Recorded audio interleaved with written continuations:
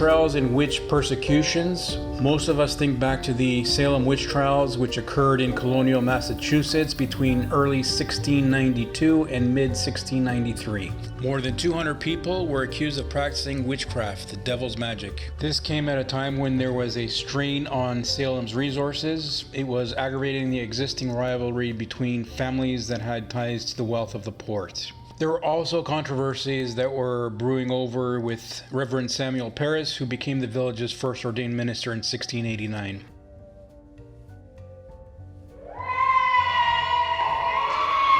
January 1692, Parris's daughter, his niece, and another girl in the village were said to be possessed by the devil.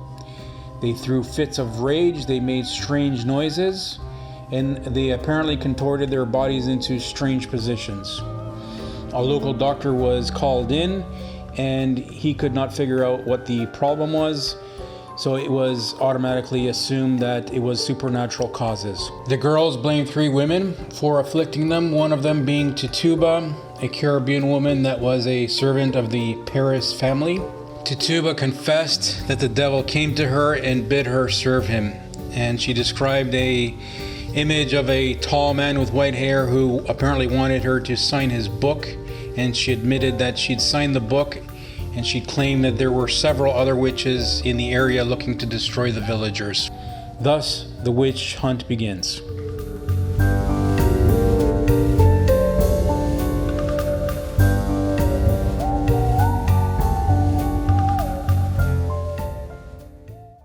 Our story, however, takes place in Agincourt village, which today is part of the city of Toronto, in the northeast part of the city, which was formerly known as Scarborough.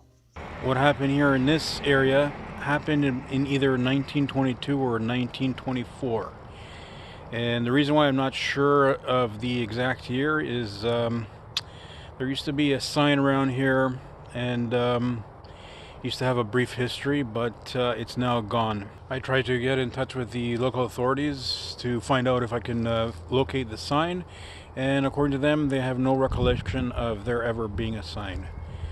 So according to them, both myself and the people that were here were hallucinating that there was a sign before.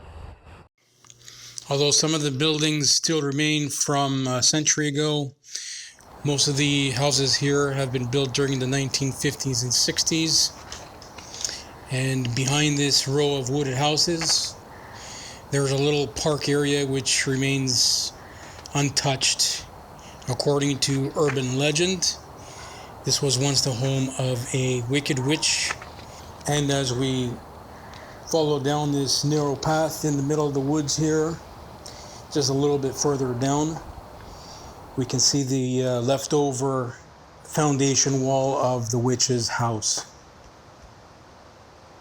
On various occasions, this woman apparently was seen at the school interacting with different children. Allegedly, the woman had been seen giving something to the children at the school, something that they apparently ate, and made them violently ill afterwards. Along with other things that made the villagers suspicious of her. One day they followed her back to her house, where apparently they had caught her in the practice of worshiping the devil. The villagers then burnt down the witch's house, along with the witch inside, as she was allegedly worshiping the devil.